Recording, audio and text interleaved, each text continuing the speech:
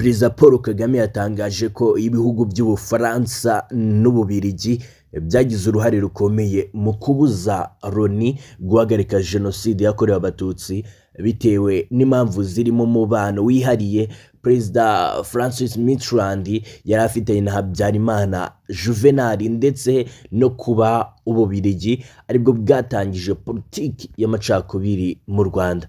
Amateka agaragaza ko abanyarwanda ba mbere y'ubukoloni bari umwe kugeza ubwo Ababiligi bagiriye mu gihugu mu mwaka w'1917 bagahindura imitegekere y'igihugu bakanatangiza gahunda zirimo ibihano bikakaye byahabwaga bakoze neza imirimo y'agahato bahawe.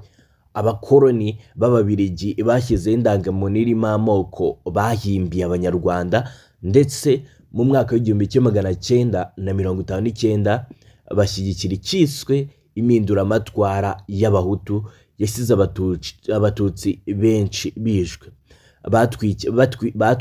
batwikirwaga inzu, abandi barenga 300,000 bahungira mu bihugu bituranye n'u Rwanda. Hari inyandiko zagiye zigaragara zerekana ko mbere yo mu mwaka w'1994 kugeza igihe jenoside yatangiriye gukoranwa ubukana bukomeye, Gen Romeo Antonius Dallaire wari uyoboye ingabo zari mu butumwa bwa Loni bwo kugarura amahoro mu Rwanda yandikiye umuryango w'abibumbye awereka ko hari intwaro zaguzwe zigamije gukora jenoside, ariko amubuza kugira icyo akora. Ahubwo ingabo zari mu Rwanda zivanwa ku barenga 5,000 zisigara ari 250 gusa. Mu bakwiye ingabo mu Rwanda igihe jenoside yari imaze gukaza umurego harimo n'Ububiligi. Mu gihe Ubufaransa bwo bwohereje abasirikare muri operasiyo Tarkis yaharuriye inzira guverinoma y'abatabazi, interahamwe na Exfar bahungira mu cyahoze ari Zaire ariho muri Kongo y'ubu banyuze mu burengerazuba bw'u Rwanda. Mu kiganiro Perezida Kagame aherutse kujyana n'umunyamakuru Mario Nawafari yavuze ko Ubufaransa n'Ububiligi usanga biri mu bitegeka ikigomba gukorwa muri Loni ndetse byanagize uruhare mu gutuma Loni idatabara Abatutsi bicirwaga mu Rwanda mu mwaka w'1994. Abajijwe impamvu yaragize ati ubona isano ishingiye ku ngengabitekerezo kuva mu ntangiriro. Niba Ababiligi baragize uruhare muri politike yaciyemo abantu ibice kuva mu ntangiriro wahita ubyumva.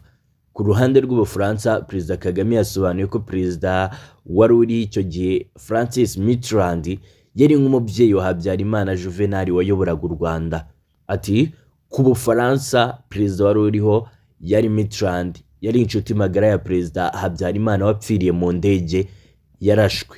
Bari inshuti cyane ku buryo umwe yari nka se wundi. Perezida Kagame yavuze ko amateka yerekana ko Perezida w'Ubufaransa Francois Mitterrand naho yari ataniye n'uwo w'icyo gihugu bica abantu. Perezida Francois Mitterrand akimenya urupfu rwa Perezida Habyarimana yahise ahungisha umugore we Agathe Kanziga Habyarimana n'abana be berekeza i Burayi ndetse ubu ba mu Bufaransa kuva mu mwaka w'1998. Kanziga yashyiriweho impapuro zo kumuta muri yombi kubera uruhare akekwaho muri jenoside yakorewe Abatutsi, ariko Ubufaransa bwanze kumwohereza mu Rwanda cyangwa kumuburanisha, nyamara nibwo bumenya imibereho ye. Perezida Kagame yahamije ko yaganiye n'abayobozi bari hafi ya Mitterrand bigera no ku muhungu we wavugaga ari kijyana muri politiki y'Ubufaransa muri Afurika, ariko bakinangira kwemera uruhare rwabo. Muri 2024 ubwo Perezida Emmanuel Macron yasuraga u Rwanda yemeye uruhare rw'Ubufaransa muri jenoside yakorewe Abatutsi mu mwaka w'1994 anasezeranya ko ubutabera bugomba gukomeza gutangwa.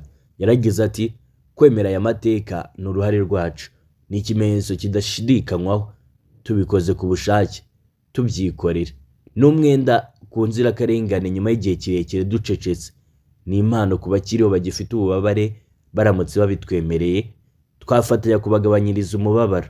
N'uruzinduko yakoze nyuma y'iminsi mike yasohotse raporo yitiriwe Ducroix yacukumbuye uruhare rw'iki gihugu muri jenoside yakorewe Abatutsi mu mwaka w'1994 igahitana ubuzima bw'abarenga miliyoni imwe mu minsi 100 gusa. Ngayo nguko nitwa Jay narikunda ibitekerezo by'abagore. Reka nshimire mwese twanye muri iki kiganiro, by'umwihariko wamaze gukora subscribe. Imana ibahe umugisha, njyewe ndabakunda cyane. Peace out.